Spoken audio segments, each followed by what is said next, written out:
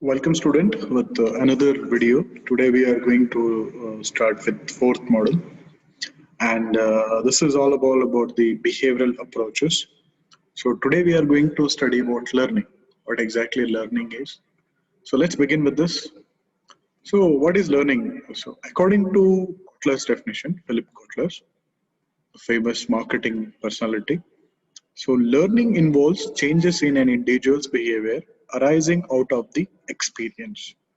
So most of the human behavior is learned over time out of the experience. So the learning, what the definition try to explain is, it says that the learning always comes of the experience.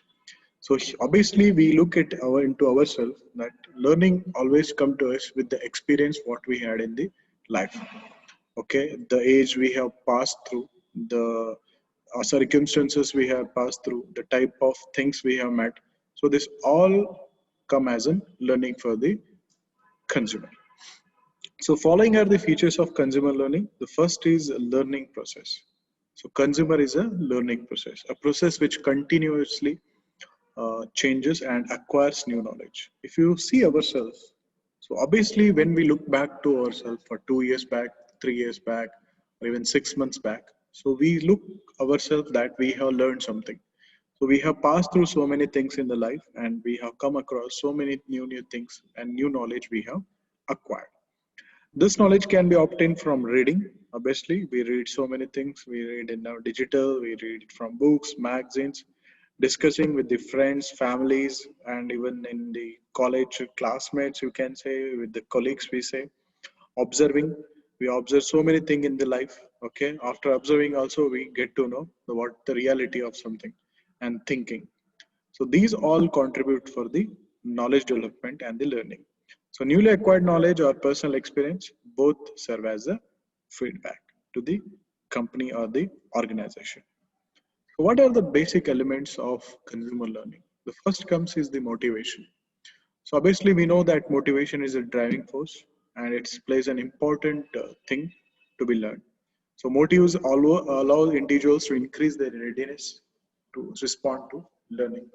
If there is a no motive, there will be no learning. So learning always comes through the motives. It also helps in activating the energy to do so. What we should do and what we should not do, it all comes because of the motives. Thus, the degree of involvement usually determines the motivation to search information about a product. If something is motivated us, we need a new shoes, then we go on searching for it. That is the motives we have. A trouser or a shirt or t-shirt, something comes as a motivation factor. For example, showing advertisements for summer products just before summer season or for winter clothes before the winters. This act as a motivation to the consumer. So winter is coming, you go to the outlets, you will find winter wears. Okay, the advertisement is also for the winter thing, and products are also sold for the related to winter. Next is the cues.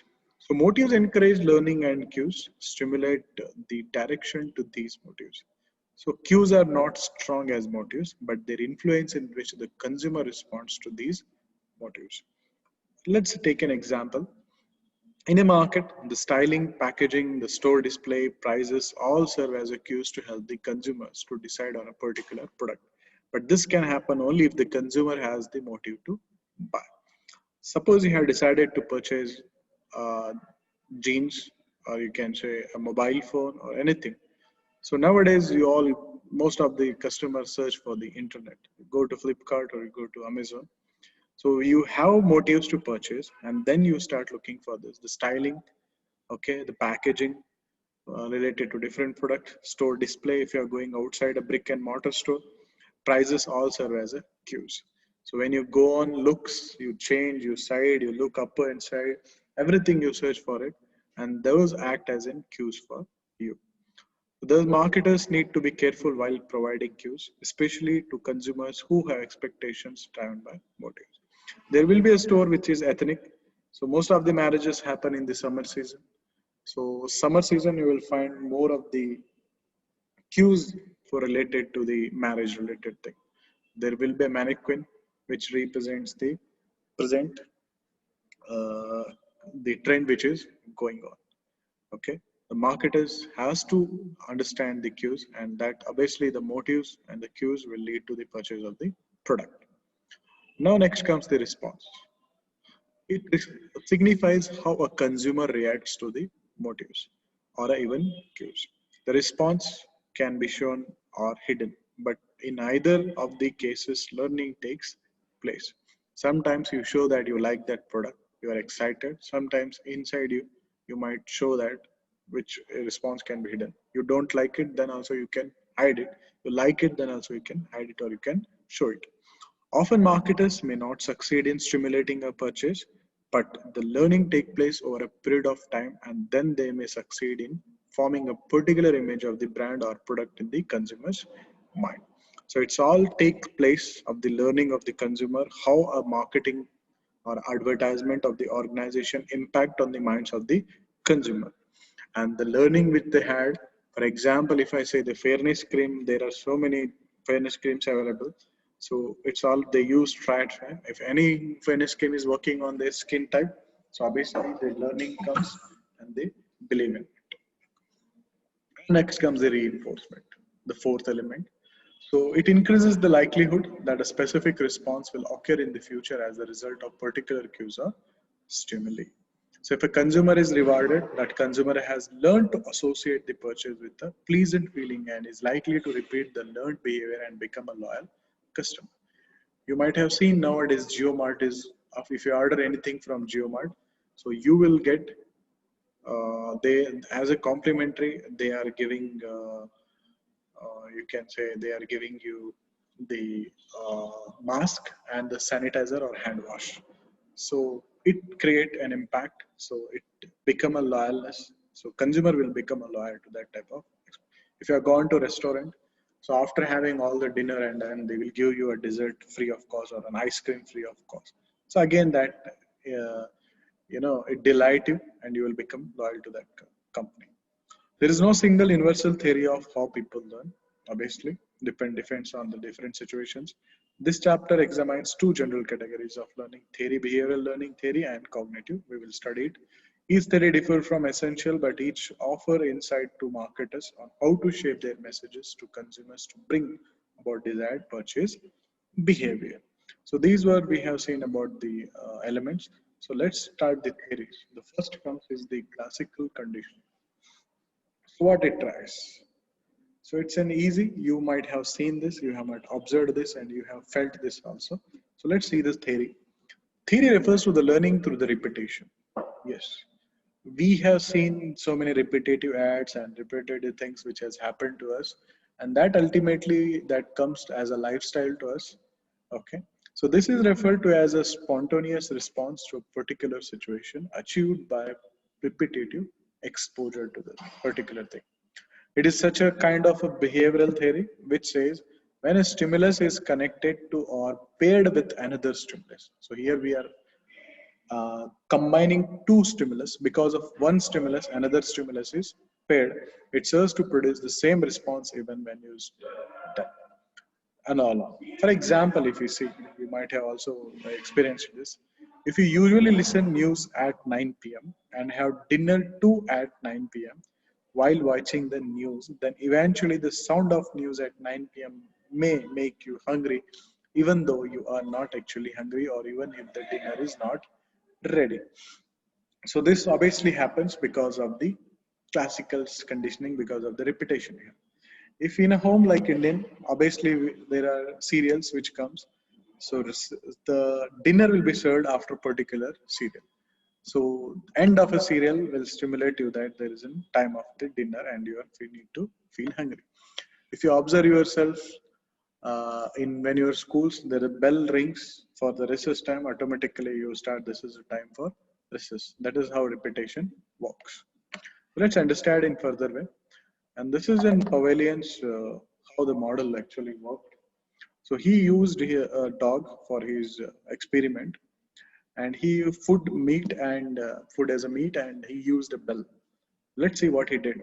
To fully understand Paulus 1927, theory was classical conditioning. We need to understand two types of stimuli and two types of responses. So stimuli, one is unconditional stimuli and conditioned stimuli, and there is unconditional conditioned response and conditioned response. So UCS, CS, UCR, and CR. So before conditioning, what was happening was neutral stimulus. There was a bell ringing. So there is a no salivation to the dog. So he took a dog and he experimented this, that there will be a dog and there will be a bell. He just belled and there was a no salivation from the dog side. So what he did is, next he tried another thing, neutral stimulus. He went, he rang the bell. Then there is an unconditional stimulus, food, and unconditioned response, that is salivation. So obviously, dog when he sees the meat, there will be a salivation. So after conditioning, what he did, he repeatedly did one thing. He used to bell it, then he used to bring the dog, and later on he started keeping the meat there. So the dog become in such a way that the conditional stimulus, that is a bell, and whenever he used to start bell, automatically the dog started salivation because of conditioned response. So because of the repetition what he practiced with the dog, that has make the whenever the bell is to ring, so automatically the dog is to salivation because it is interconnected that the food is going to be served. So unconditioned stimulus, that a stimulus that automatically produces a response without any prior learning. That is nothing but a meat. Food was in the UCS in Paul's experiment. And there was unconditioned response. That was an unlearned response that is automatically elicited by the UCS. Dog salivation in response to the food was the UCS. Then conditioned stimulus he used, that was the bell, and eventually elicits a conditioned response after being associated with the UCS. So meat was associated with the CS, that is bell. So conditioned response which came was whenever bell is to rang and the dog used to salivate. So you might have seen this in our home also. Whenever you want to give a food to a cat, you might have pets. Okay, you might when the sound of carryback comes, so cat in locally think that it's a meat. So they suddenly comes as a response that because of the meat is kept in the that. Even serving ball of milk, that also act as the stimulus. So in classical conditioning in the real world, in reality, people do not respond exactly like Pearl talks. There are, however, numerous real-world applications for classical conditioning. So we know that training a cat to come to its food when it hears a food ball being tapped. And in advertisement, if you see walking past the McDonald's or even any restaurant or hotel you can see in your locality, McDonald's golden arcs and feeling hungry because you associate the golden arcs sign with the food they serve in the McDonald's restaurant. So this is how the classical conditioning theory works. In this, we find three types of things. So one is repetition, second is stimulus generalization, and stimulus and discrimination. So what is the repetition? So repetition works by increasing the strength of the association between a conditioned stimulus and an unconditional stimulus and slows the process of forgetting. If you see advertisement in the TV channels, the continuous advertisement will make us that. So we will not forget the particular brand or a product. The effectiveness of repetition is somewhat dependent on upon the amount of competitive advertising to which the consumer is exposed. So that also one. So Mahindra advertise always with the toughness. We know that after when it comes to car tough off-ride, so obviously we prefer Mahindra SUVs. So when it come about the smoothness, we go for a Hyundai, we go for the Maruti. So when it comes to like we would want to take a car for the as a taxi type thing. So obviously you remember Indica. Okay, this is how that repetition actually happens. So stimulus generalization occurs when an individual is able to respond the same way to any other stimuli that are similar with the original stimuli. So this is a generalization process. So stimulus generalization explains why imitative Me Too products succeed in the marketplace. So you might have seen so many imitation product, can say little bit changed, same copy of thing used, same type of graphics used, but just they change this a little bit thing in that their advertisement in a imitative product. Consumers confuse them with the original product they have seen advertised. So the principle of similar generalization is applied by marketers to product line from form and category extension. The reason the product should not be get imitated. In product line extensions, the marketer adds related products to an already established brand, knowing that the new product is more likely to be adopted when it is associated with a known and trusted brand name. So you might have seen so many products come with the Tata, Tata, Tata. So you believe, okay, product line extension, if you see the Colgate, Colgate, Colgate, Colgate comes with a different thing, but there is always addition to the Colgate. So marketers offer product from extension that include different sizes, different colors, and even different flavors also.